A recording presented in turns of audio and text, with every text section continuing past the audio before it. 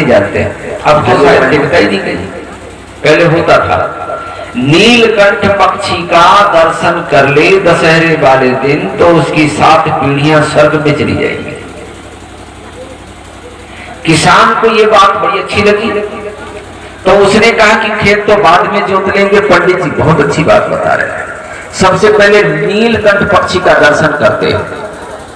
भागा, अब वो जानता था कहां पे नीलकंठ पक्षी रहता है।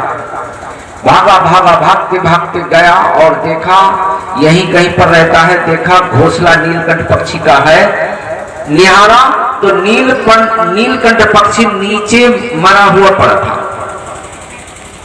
अब उसने देखा कि पंडित जी ने ये तो कहा कि नीलकंठ पक्षी का दर्शन करने से 7 पीढ़ियां स्वर्ग में चली जाएंगी, मगर ये नहीं बताया कि जिंदा के दर्शन किए जाएं या मुर्दा के। अब उसने उसके ऊपर अपनी चादर डाली और लपेट करके पकड़ा, बगल में दबाया और कहा पंडित जी अभी कथा सुना रहे हैं। भक्ति की ऐसा तो नहीं कि मुर्दा देखने में नुकसान हो, मरा हुआ दर्शन करने में नुकसान हो, तो नुकसान में अकेले क्यों हो? पूछेंगे चल के पंडित जी को।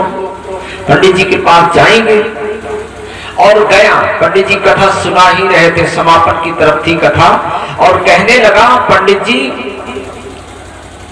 अभी आप सुना रहे थे कि दशहरे के दिन नीलकंठ पक्षी का दर्शन करने से व्यक्ति की 7 पीढ़ियां स्वर्ग में चली जाती हैं, क्या ये बात सही है? तो पंडित जी ने कहा हाँ ये सही है। तो उसने कहा अगर नीलकंठ पक्षी मरा हुआ हो उसके दर्शन किए जाए तो पंडित जी ने कहा तो 7 पीढ़ियां नरक में चली जाएंगी। तो उसने चादर फट से हटाई, कहा लो देखो दर्शन करो, दर्शन करो, हम अकेले ही थोड़ी नरक में जाएंगे। बोले सदगुरु भगवान की, अरे अकेले तो सबको लेकर के जाएंगे। और जब तक उसे फायदा दिखता रहा तब तक छुपाया, अगर फायदा है तब तो फिर हमारा अकेले ही होना चाहिए।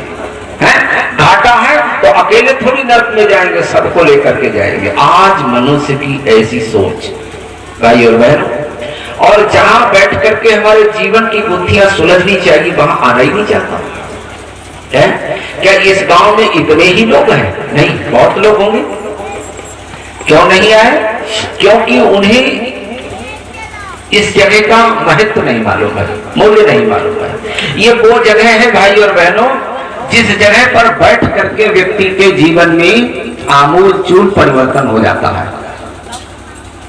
एक घड़ी आधी से पुण्याद, तुलसीदास जी कहते हैं एक घड़ी आधी से पुण्याद, तुलसी संगत साधु की कटे कोटि अपराध। करोड़ों जन्मों का पाप मिट सकता है? ये वो जगह है भाई और बहनों, ये ऋषियों की वाणी है, संतों की वाणी है।